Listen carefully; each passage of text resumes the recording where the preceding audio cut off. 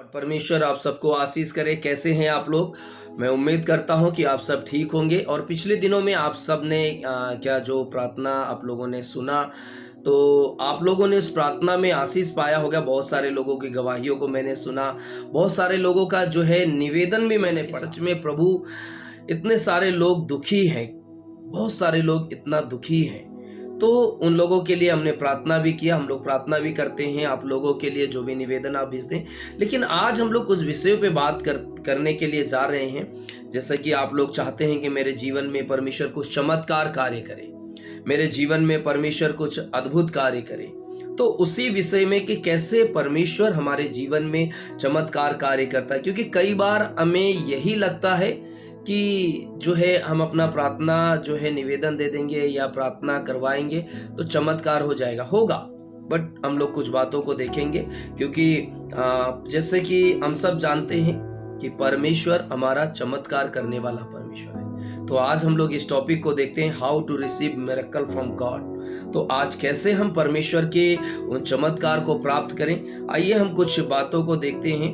क्योंकि सोचते हैं कि जो है चमत्कारिक शक्ति जो है हमारे लिए जो किसी एक शक्तिशाली व्यक्ति के द्वारा ही प्राप्त होता है, या जो है कोई व्यक्ति मेरे ऊपर हाथ रखेगा, परमेश्वर का बहुत बड़ा जो है भक्त होगा या परमेश्वर का बहुत बड़ा जन होगा, उसी के द्वारा चमत्कार मेरे जीवन में होता है। तो आइए हम लोग कुछ बातों को यहाँ पे चमत्कार कैसे प्राप्त करें देखते हैं। तो अगर बाइबल को आप पढ़ते हैं तो बाइबल जो है चमत्कार से भरी हुई है।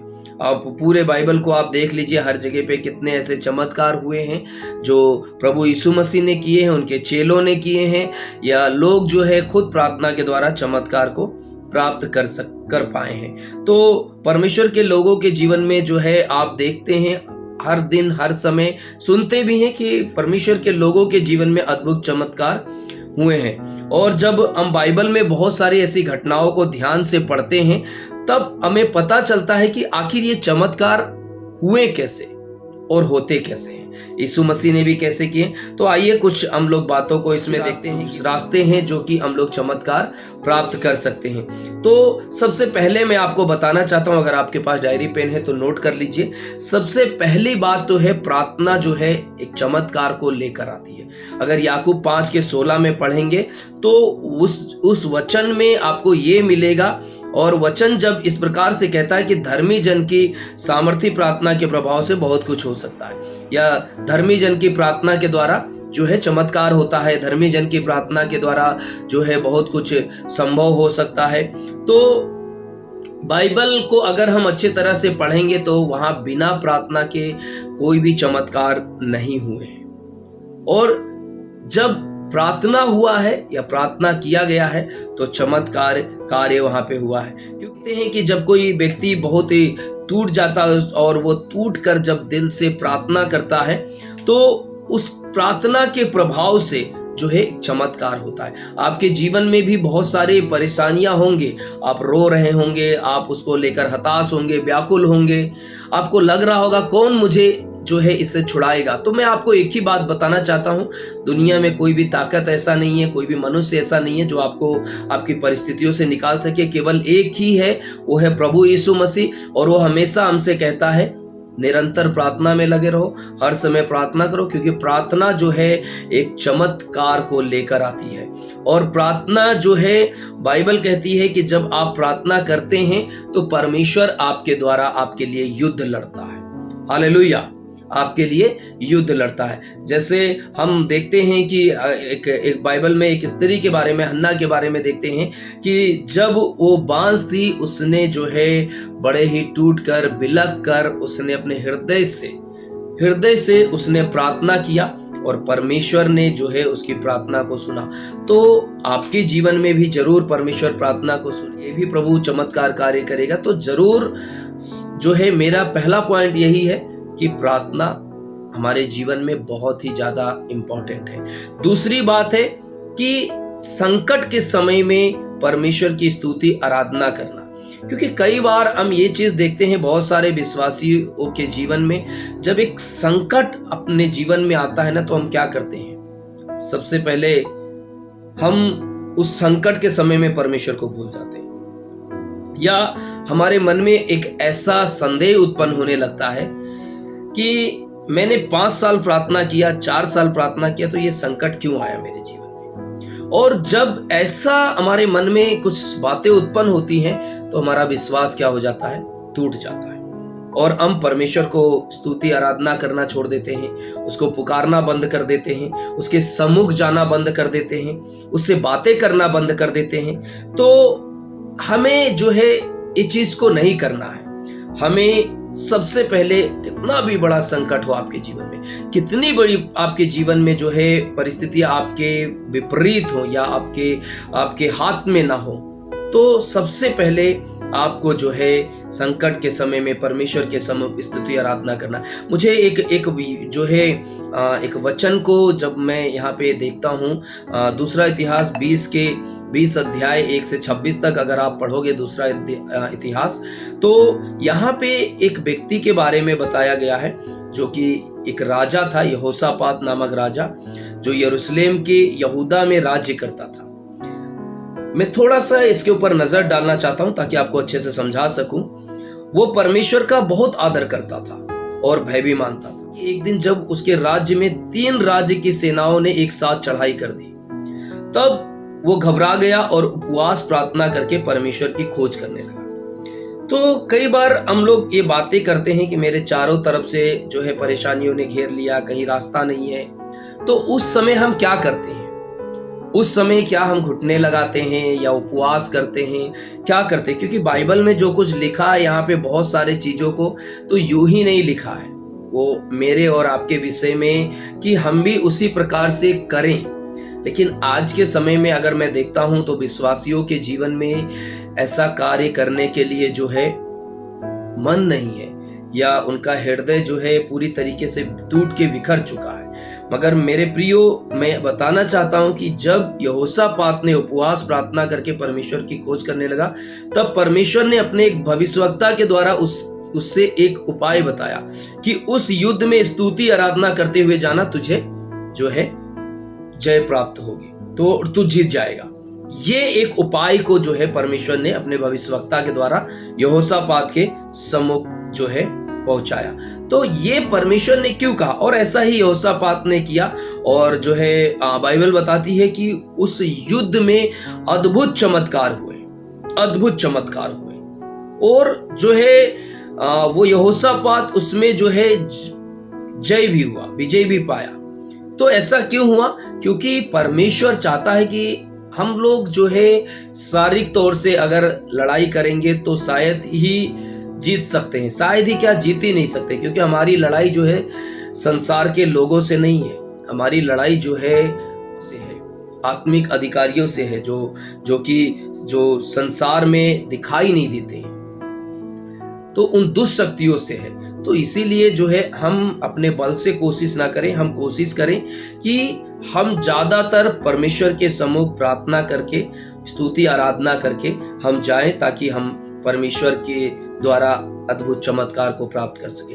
और तीसरी बात है, जो कुछ वो तुमसे कहे वैसे ही करना। यूहन्ना 2:5 में लिखा है। सबसे बड़ा जो है यहाँ पे आज के समय में विश्वासी लोगों के अंदर पाए जाने वाली बात यह है कि आज्ञाकारिता। परमेश्वर क्या कहता है और हम क्या करते हैं। परमेश्वर कुछ कहता है करने के लिए, लेकिन हम उसके विपरीत ही काम करते हैं, उसके विरोध ही काम करते हैं। क्योंकि कई बार हमें लगता है कि हम जो है बहुत ही ज्ञानी हो गए हैं, समझदार हो गए हैं, हम परमेश्वर से ज्यादा जो है समझते हैं। मगर बात यहाँ पे ऐसे नहीं है। जो है हम एक बात को देखते हैं, अगर नया नियम में आप देखोगे यूहन्ना 2:5 में, वहां पे एक चमत्कार कार्य कैसे हुआ था। वहां पे जब ये जो है यीशु की माता जो है मरियम ने जो है कहा, यीशु मसीह जो है जब अपने चेलों के साथ एक विवाह भोज में गए, तो वहां पे आप एक घटना को जानते हैं कि दाखरस की कमी हो गई थी। तो यीशु मसीह की माता ने क्या कहा था, जो कुछ भी ये तुमसे कहे वही करना। और यीशु मसीह जो पानी भरने के लिए बोला, उन्होंने पानी भर दिया, नौकरों ने क्या किया, पानी भर दिया। तो वहां पे जब देखते हैं कि जब उन्होंने एक आज्ञा, और जब आज्ञा को मानते हुए उन्होंने उस मटके के अंदर जब पानी भरा और पानी जो उस पानी को निकाल कर जो है भोज के प्रधानों के पास ले गए, लोगों के पास ले गए, तो लोग अचंभित हो गए। क्यों? क्योंकि एक चमत्कार हुआ वहां पे। लोग इस बात से अचंभित हो गए कि अरे ये दाखरस तो पहले से भी अच्छा है, तो इसीलिए अचंभित हो गए। और आप हम सब जानते हैं कि वहां पे दाखरस नहीं था, क्या था? पानी था।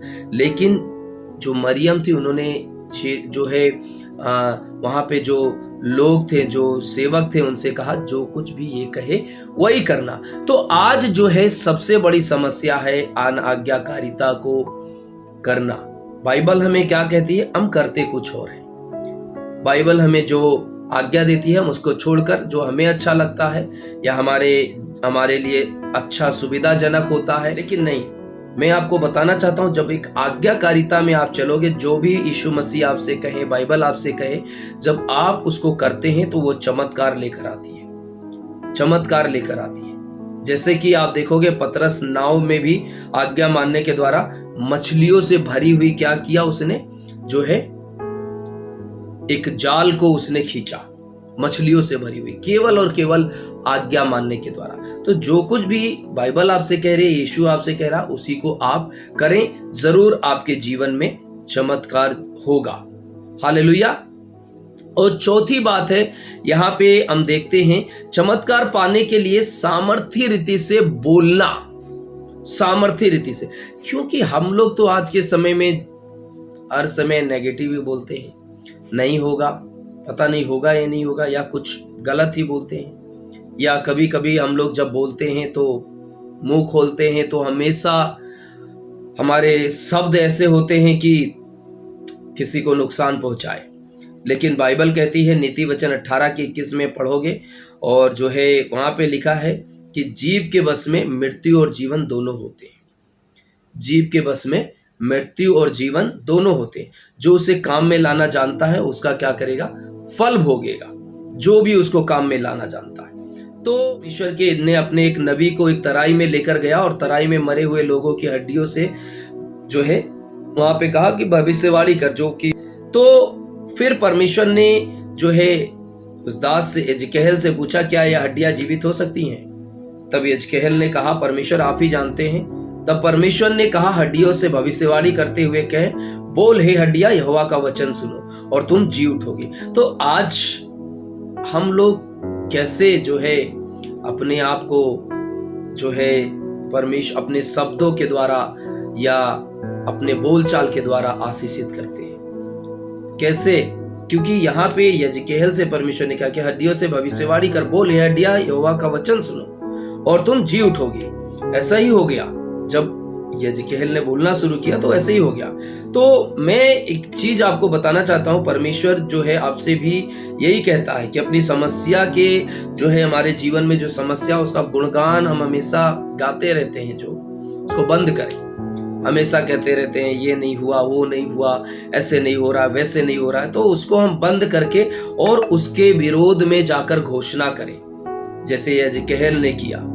और जो है जब हम घोषणाएं करना शुरू करेंगे, बोलना शुरू करेंगे, आशीष के वचन, सही चीजें बोलना शुरू करेंगे, तो वो जो आपके जीवन में नकारात्मक चीजें हैं, जो आपके जीवन में जो आपके शब्द के द्वारा आने वाली परेशानियां, वो दूर हो जाएंगी और परमेश्वर आपको आशीष देगा। चमत्कार जरूर होगा आपके जीवन में, और आप चमत्कार को जब पाएंगे तो जाहिर सी बात है आनंदित होंगे।